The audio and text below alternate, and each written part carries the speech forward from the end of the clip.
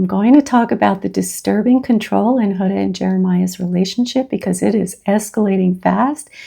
And it's also time we talk about the pancake moment because it was not about the pancake, but something much deeper. In fact, there's a moment almost everyone missed, one of the most important parts to understanding what's really going on. Also, do you think there are red flags with Ace?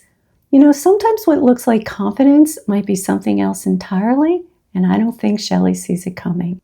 Hi, I'm Dr. Pam, therapist and relationship counselor, and I am so passionate about helping you grow and create deeper, more meaningful connections. And if that's something you want more of, I hope you subscribe so we can stay connected. Okay, we're just going to dive right in with Ace, Chelley, and Austin. Ace planned to cook a hibachi breakfast for Chelley. Austin is clearly bothered by all of this, while Ace seems to enjoy the attention and the act of seducing her. So afterward, Ace and Chelley have a conversation that raised concerns for me about Ace. You know, with you being in a couple and everything, does it bother you that, like, I'm applying pressure and you... It doesn't bother me. Does it feel weird? It's a little bit overwhelming. We be having a friendly competition, but it's not really competition. That's for me to say, not you.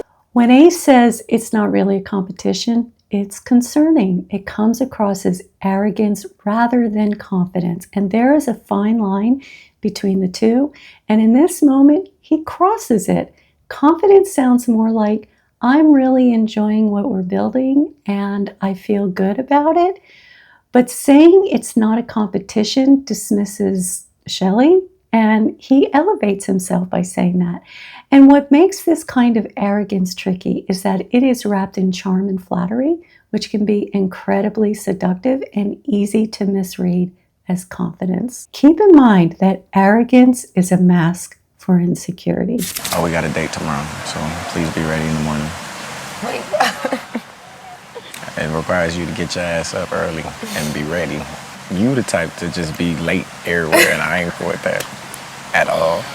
This is controlling behavior. So just because Ace said please when asking Chelley to be ready in the morning doesn't excuse the underlying tone of control. When he says you're the type to just be late everywhere and I don't F with that at all, that's not just a preference. That's an attempt to dominate how she shows up. What's concerning is that Chelley doesn't seem to see it. I think she is being seduced by his charm. She does speak her mind, for example, when she just said it's up to her to decide who she'll be with. That shows some inner strength. But at the same time, I think she's missing a major red flag. And that's often how it works. Early control can come disguised as care, attention, or strong leadership. But what eventually happens is that it chips away at autonomy. Eyes front. This is eyes front. Eyes front. Are you the jealous type? Yeah, for sure. So, yeah, a little bit jealous. That is a huge red flag. When Ace tells Chelley eyes front as she glances at Austin, she laughs it off and asks if he's the jealous type. But here's the problem. So many people interpret jealousy as flattery, as if it means someone really cares. It doesn't. Jealousy, especially when it shows up as control, like telling someone where they can and can't look, is not affection. It's control. And it's almost always escalates over time. No one should ever take away your autonomy in a relationship. The fact that Chelley is still in a relationship with Austin makes this even more concerning. Ace is already trying to assert power over her when they're not even in a relationship yet as a couple. That kind of behavior doesn't come from love. It comes from insecurity and the need to be dominant. And if it is showing up this early, it's a sign that much more could follow. While Ace has chatted with other women, it's clear that he has only one person that he is truly locked in on, and that's Chelley. What really stood out to me was something Ace said to Jeremiah. Let's watch. I'm not going for that bullshit. You What's the lying. bullshit? You lying, What am bro. I lying about? You acting like you all about one person day one. That's scamming to me. Off the rip, Like you that's someone scamming. is scamming? I'm telling you. The point of Love Island is to what? Find someone you like, right? And I did that. Right. How are you so sure about someone 30 seconds in? That's You said so sure. Why is Ace calling it scamming? That is a strong accusation, and it doesn't apply to Jeremiah. It's true that many of the Islanders are frustrated by how isolated Huda and Jeremiah have been, and that's understandable. While their relationship may have impacted the group dynamic in a very negative way, it's not scamming. The real question becomes, is Ace projecting? Meaning, is he the one performing for the cameras? He also accused Jeremiah of having an ulterior motive. However, from what I've seen so far, Ace is the one who seems to have an ulterior motive. It's interesting when you really listen to people and they accuse someone of something that doesn't make any sense at all. They are usually projecting. They're revealing something about themselves that they haven't acknowledged to themselves. So Chelley and Austin talk about the challenge of her exploring two relationships. Let's watch. Like, I'm just realizing, like, okay, I do actually, like, I like both of you guys. That's the problem. Like, damn, like, this is just such a weird situation because it's like, it's going to be very uncomfortable. But I'm like, you know what? This was what this is about. I bet it's not easy on your end. No. This is a very mature conversation, and Austin even takes a moment to validate Chelley by acknowledging that it must not be easy for her. And that could not have been easy for him to say, especially given how clearly he is affected by Ace pursuing her. I think after like last night too, I was very much in my head. Really? Yeah. You guys look good kissing up there. Like I can't deny that, you know what I mean? And after the challenge, like when he came and licked all the cream off, I was definitely squirming a little bit. I'm glad that Austin shared how he's been feeling with Chelley and that she was really able to hear him. It shows emotional maturity on both sides. I would have been concerned if Austin hadn't said anything and only supported Chelley, you know, without expressing how her connection with Ace has been affecting him. That's why, like, even at some point sitting over there, I just kept watching you and I was just like, you know what? I want to hang out with Austin. Like, I want to make sure, like, we get our time to just hang out and chill, you know? It's nice to know that you were thinking about. I was. I like how Chelley reassures Austin that she was thinking of him and wanted to spend some time with him, and he welcomed that reassurance. Again, this is a mature conversation, and it shows that even in the midst of uncertainty, emotional connection can be strengthened when both people are willing to be honest, listen, and offer reassurance. Moments like these are what build trust in a relationship. But then Chelley says this. Austin was showing me energy that he was just defeated. As much as I want to be there to, like, walk you through this and stuff, I also don't want to. One thing I can say I really love about Ace is that he's very confident in his position. And there it is. Chelley is interpreting Ace's arrogance as confidence. She said earlier that she also likes to be pursued, and now she is being pursued with charm, flattery, and ego. That is so worrisome. We'll see where this goes, but it's a reminder that charm can be misleading when you're drawn to the feeling of being wanted. Okay, let's unpack what's going on between Huda and Jeremiah. They're gonna do more this week. That's What's they like doing? And I'm gagged. In terms of? I mean, you like them. Oh, I haven't shown her. You did say that though. Huda's lack of boundaries is becoming even more glaring. This wasn't the time or place for this kind of conversation, and more importantly, Huda's deep insecurity, something I've spoken about before, continues to surface. And while there's nothing wrong with expressing needs in a relationship, she is going way beyond that. She is not just asking for reassurance, she is asking Jeremiah to heal her by proving that he likes her. That is a heavy emotional burden to place on someone, especially so early on. And you can see on Jeremiah's face, it's becoming exhausting and frustrating for him. When one person relies on the other to regulate their self-worth, the dynamic quickly becomes unsustainable. Oh, shit. Bitch, if you don't quit it right now, thank you. Huda's working on her backbend. Once again, we're seeing a lack of boundaries. And poor Iris, who's new to the island and simply playing the game the way it's designed. For Huda to call her a bitch and tell her to stop kissing Jeremiah is not only out of line, it's just plain mean. It's a reminder that insecurity can turn into entitlement, believing others should adjust their behavior to manage your emotional discomfort. Everyone is like for example, Ace is doing the little hibachi thing. Like, you know, people are like trying. Lee Taylor did that little dancey thing. I'm just like, can you do more? You did ass.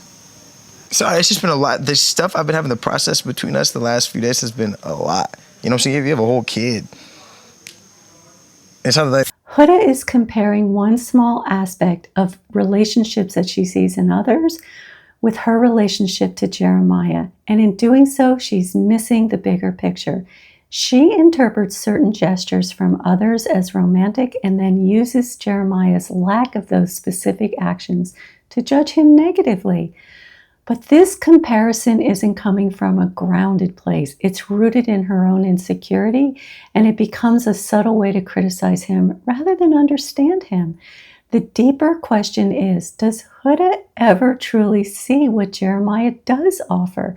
Or is she only evaluating him through the lens of insecurity and constant comparison? And she has done nothing meaningful that I have seen, or maybe it's been edited out, meaningful for him. Does she view relationships primarily as a way to feel special and loved from what her partner does for her? If that's the case, no one will ever meet her expectations, because the relationship she most needs to nurture is the one with herself, where she feels secure in her own worth, regardless of how someone else shows up in a relationship. And it's completely understandable that Jeremiah is processing a lot. I mean, it's challenging when you find out that someone has a child. It's a lot to take on in a relationship. But Huda doesn't show any understanding around any of that. Okay, we need to talk about the pancake moment. Hi. How you feeling? The pancake was undercooked, so I had to throw it away. I appreciate you for trying to make it. But yeah, you should thank your boy Taylor. He helped me with like my breakfast today. That was definitely passive aggressive. Calling out the pancake wasn't really about breakfast. It was a passive aggressive way to express her deeper frustration without saying it directly. I mean, why say it at all? It's not about the pancake. It's about using a small moment to express a deeper frustration or resentment without being direct. That is classic textbook passive aggressiveness. Saying something that sounds surface level but carries an emotional sting. And then on top of all of that, telling Jeremiah to thank his boy Taylor for helping her with breakfast, it is not only unnecessary, passive aggressive, it is intentionally cutting, especially given the underlying dynamics we have been talking about where she wants him to do nice things for her. It shifts from passive aggressive to overtly mean-spirited, likely meant to jab at Jeremiah rather than to communicate anything productive. Moments like this are not about communication. They're about control and emotional punishment. She is basically saying you failed, and honestly, when you communicate that way to your partner, they will take that in as, why try? I do one thing that you don't like and you disregard everything I've done. That's not what I'm saying. Look at me, I'm always making you breakfast. You're mad that another man helped you make breakfast instead of me. While you're standing there. So now it's like every time you do something nice for me, I'm supposed to just jump in and take over? I don't get it. You said that you wanted to make breakfast, so you made breakfast. The real question is, why does Jeremiah continue to tolerate this level of mistreatment and criticism from Huda? He's starting to push back by challenging her with some of her comments, which shows he's trying to stand up for himself. But he really needs to go further. What would be more effective here would be if he were to express the impact directly to her, saying something like, "This hurts. I'm frustrated that when I try to do something thoughtful for you, even if it's not perfect, you respond with criticism instead of appreciation."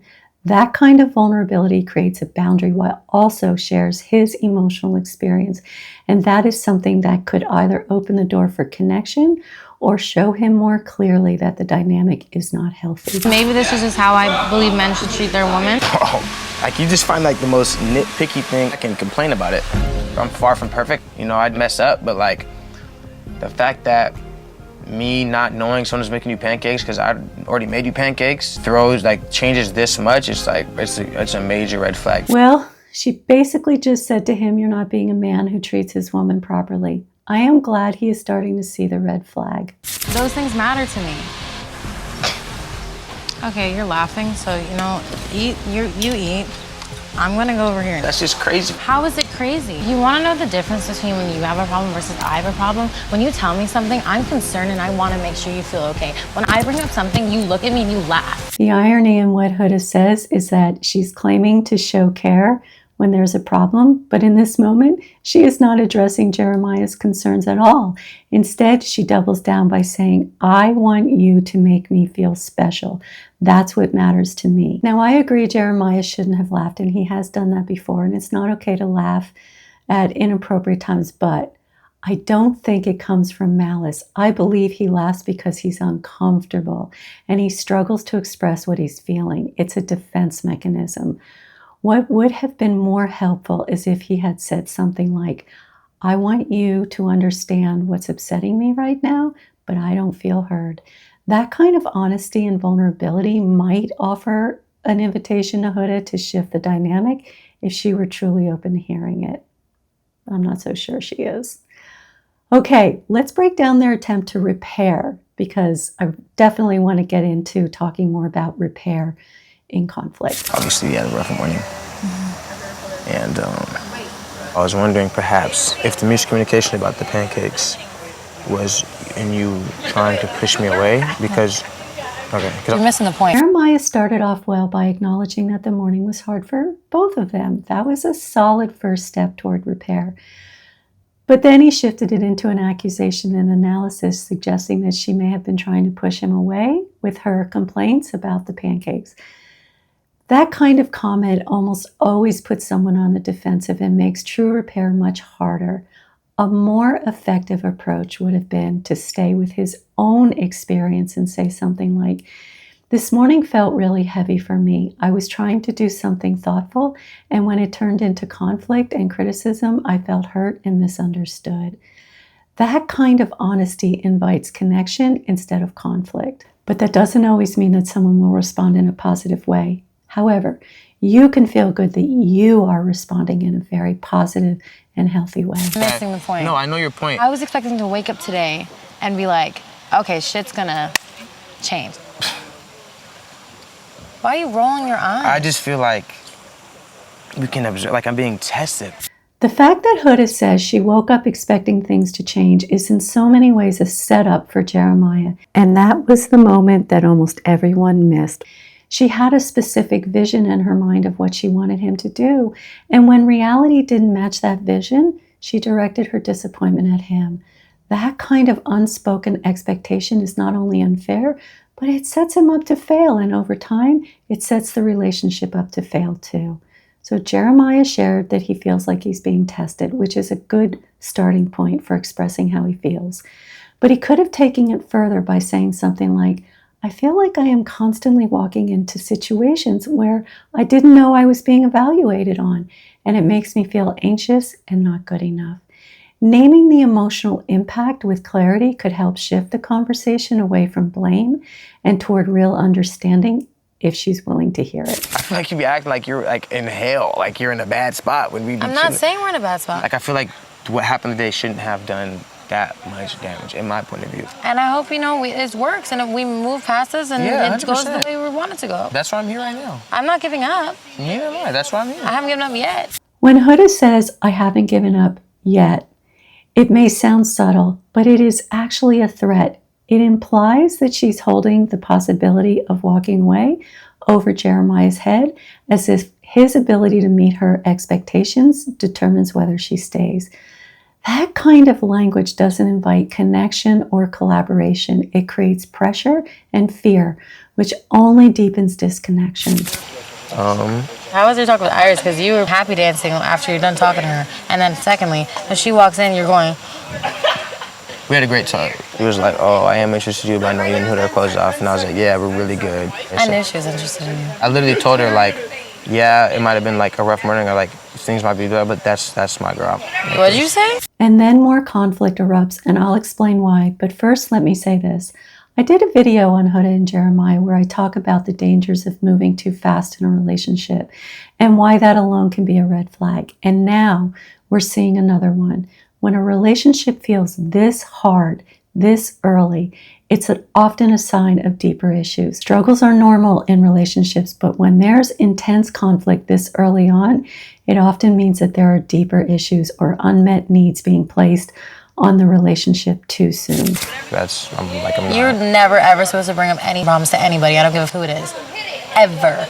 Okay. And guess what? I don't know the bitch. Don't bring up shit about us, especially problems. Never do that. This emotional intensity is overwhelming and jarring, and the way she communicates with Jeremiah is demanding, controlling, and threatening. And it is toxic. And I do not use that word lightly because I think the word toxic is wildly overused. But in this case, it fits. She's using emotional pressure to control how and when Jeremiah can express concerns to other people. She doesn't want him to talk about the problems they are having for a few reasons.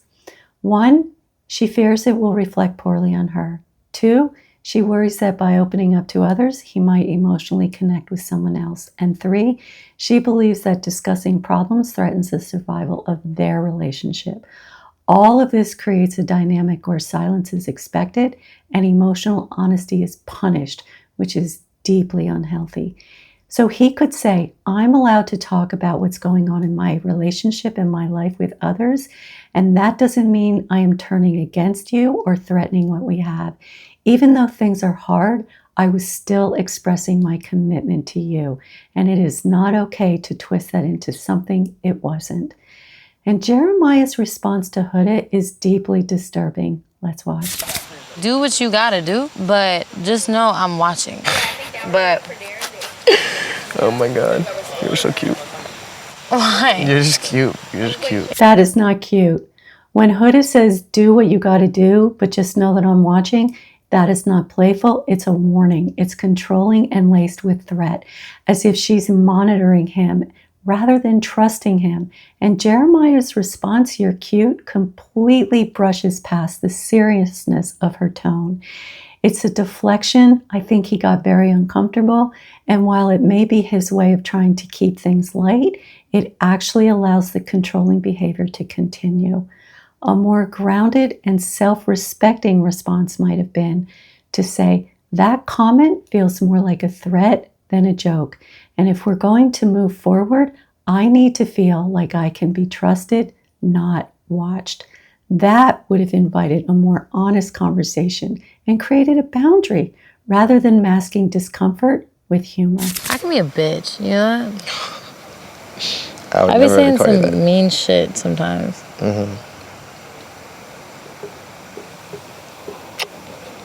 When Huda says, I can be a bitch and I can say mean things sometimes, it's troubling. Not because of the admission, but because it reflects a level of awareness without accountability. She acknowledges her hurtful behavior, but shows no intention of doing any growth work or change. Instead, she seems to be asking for acceptance of that kind of behavior as if it's just part of who she is. What's even more disturbing is that immediately after saying that, she kisses Jeremiah. It's like saying, I can be emotionally abusive, but love me anyway. This kind of pattern, owning hurtful behaviors, but then using affection to smooth it over, can create confusion and emotional instability in a relationship. It blurs the line between repair and manipulation. And what's most concerning is how quickly dysfunction can start to feel normal in a relationship. And the real concern isn't just the conflict, it's how quickly we start accepting what doesn't feel emotionally safe. When care is mixed with control or fear, it becomes hard to trust your own feelings. And over time, that confusion can wear down your sense of what's okay and what's not okay. Well, that is a wrap for today. Make sure to come back because I'm going to break down the big moment when Jeremiah was coupled up with Iris and everything that followed. Whew, we have a lot to talk about with that. And don't forget to subscribe for more insights on relationships and personal growth. See you next time.